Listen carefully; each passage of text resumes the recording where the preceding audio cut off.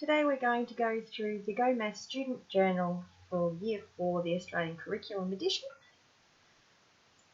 Unit 19.1, using factors to multiply. So it says draw a line to connect three digits that are easy to multiply. Use each digit once only, then complete the number sentence. So basically, the example they've given here is 6, 7 and 5. So they've put 7 here and they've put 30 here. Now why they've put 30 here is 6 times 5 is 30. So look for numbers that you can easily multiply and work from there. So everybody's pretty much going to have a different answer. So you could do 4 times 3 times 2. Well, that's a bit squiggly, isn't it? Times 2.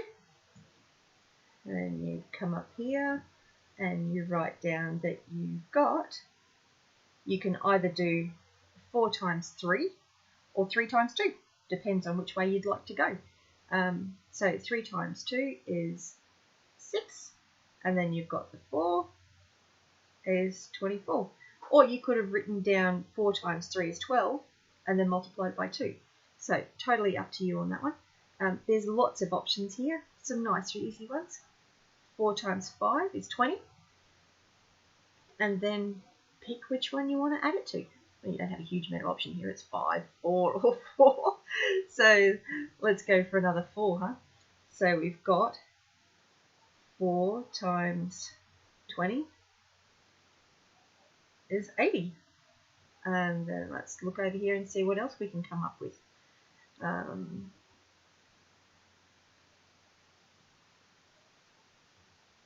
Do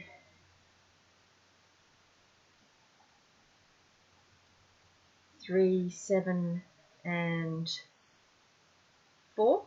So you could either do that as 3 times 4 is 12, so 12 times 7. Or you could do 7 times 3 is 21, and then 21 times 4. So I'm going to do that one. So, pen tool going funny. So I'll put my 4 here, and I'll put my 21 here. So 4 times 1 is 4, and 4 times 2 is 8. Nice and easy. But you can pick whatever numbers you want. So what have we got left? We got 5 and 6. Let's go by 5 and 6 because that's going to be 30. And what number have we got left on this side? 5.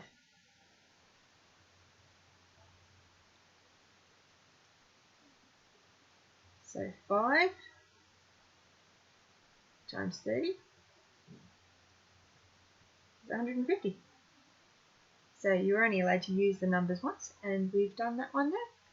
So we'll move on to the next question.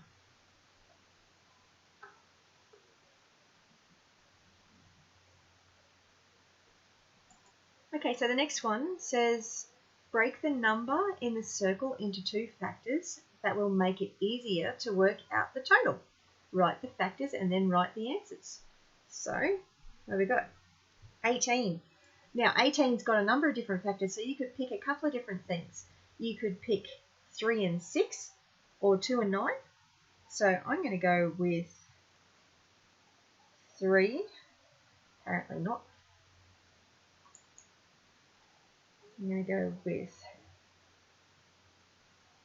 3 and 6 because 3 times 6 is 18.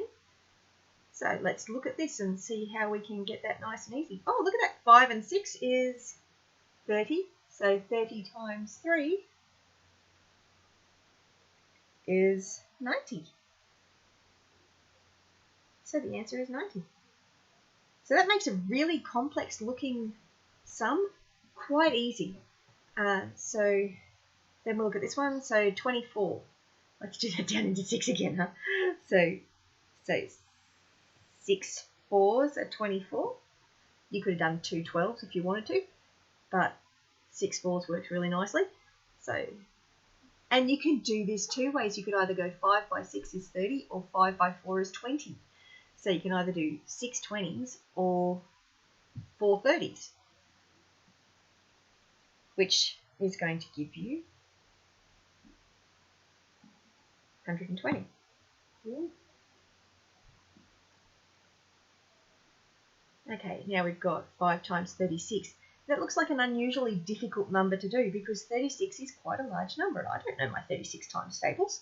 So we break that down. So 6 sixes are 36. So you end up with 30 times 6. 3 sixes are 18, so 118. Oh, 180, sorry. And we come down to the next one. Let's see. 4 times 35. So what factors go into 35? It's obviously, because it ends in 5, it's divisible by 5. So what 5s go into 7? So 7 5s are 35. So then you can look at 4 times 5 is 20. 20 times 7 is 140. So then let's look at the next one. The next one is 45. Again, it's going to be a 5. So how many 5s are in 45? 9 5s are 45. This one looks like a little bit more, it's a little trickier. But again, you can see that 8 times 5 is equal to 40. So 40 times 9, 4 9s are 36. And then you add the 0. So the answer is 360. 6 times 35. Wow. So again, we got 5 by 7. So we've got 30 times 7.